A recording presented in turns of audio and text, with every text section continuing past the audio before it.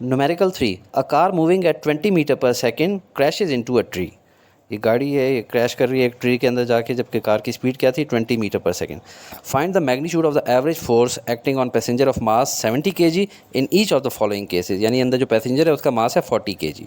तो इसके दो पार्ट्स हैं और जो गिवन है हमें क्या है, velocity of car V I equal to 20 metre per second. अच्छा, अभी जो कार के अंदर पैसेंजर है उसकी वेलोसिटी क्या होगी, इनिशियल वेलोसिटी, वो भी 20 मीटर पर सेकेंड होगी। पैसेंजर का मास है 70 kg और एवरेज फोर्स हमने मालूम करनी है दो केसेस में। और पहला केस क्या है कि जब वो क्रैश कर जाते हैं, the passenger is not wearing seat belt नहीं पहनी थी, he is brought to rest by collision with the windshield and dashboard that last 2 millisecond. ये जब विंड स्क्रीन से जाके टकराते हैं तो और डैशबोर्ड से भी, तो कितने टाइम में ये रुक जाते हैं, 2 मिली सेकेंड में। ठीक है, 2 मिली सेकेंड इसका स्टॉपिंग टाइम है, यानी डेल्टा टी। फाइनल वेलोसिटी क्या हुई इसकी पैसेंजर की, 0 मीटर पर सेकेंड।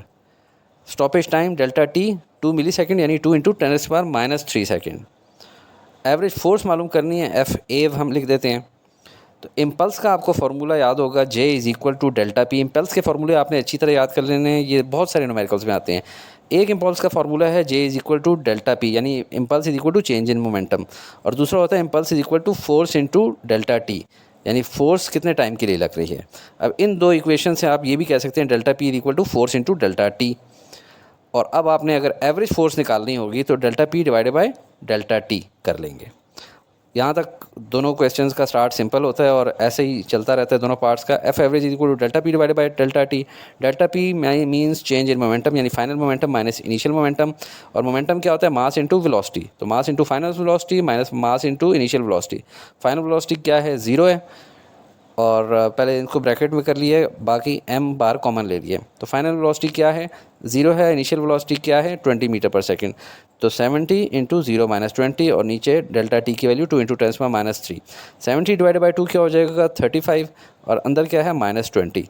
तो 35 मल्टीप्लाई बाय -20, ये बन जाता है -700, और 10⁻³ के ऊपर ले गए तो 10⁻³ अब -7 इंटू 10⁵ न्यूटन हम लोगों ने कर दिया। ठीक है, ये 100 जो है इसको 10⁻² करके ऊपर ऐड कर लिए।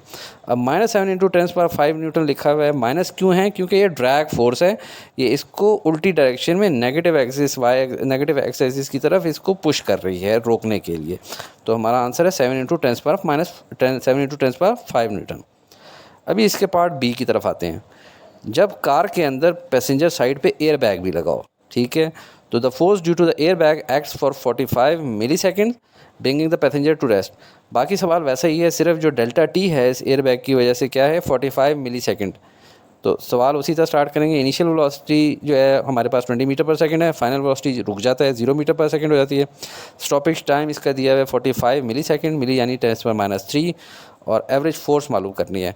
वही प्रोसीजर कि इम्पल्स आपको पता होनी चाहिए, होती है डेल्टा पी यानी चेंज इन मोमेंटम के बराबर, और इम्पल्स का एक और फार्मूला होता है force multiply by delta T. इन दोनों से हम लोग निकाल लेते हैं delta P is equal to force into delta T, और एवरेज फोर्स निकालनी हो तो delta P divided by delta T. अब इसमें वैल्यूज़ पुट इन करना शुरू करेंगे। तो डेल्टा पी आपको पता है final momentum minus initial momentum, यानी M V F minus M V I.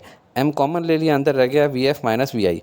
M की वैल्यू है 70 kg, फाइनल वेलोसिटी है 0, और इनिशियल वेलोसिटी कितनी थी, 20 मीटर पर सेकंड। तो 70 इंटू 0 माइनस 20, और डेल्टा टी इस दफ़ा क्या है 45 इंटू 10⁻⁻3। 70 डिवाइडेड बाई 45 से हमारे पास आ जाता है 1.56, और अंदर 0 माइनस 20 से -20।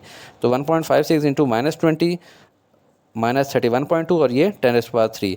अब एक 10 इस तरफ ले जाएं डेसिमल को, तो ये हो जाता है -3.1 मल्टीप्लाई बाय 10⁻⁴ न्यूटन।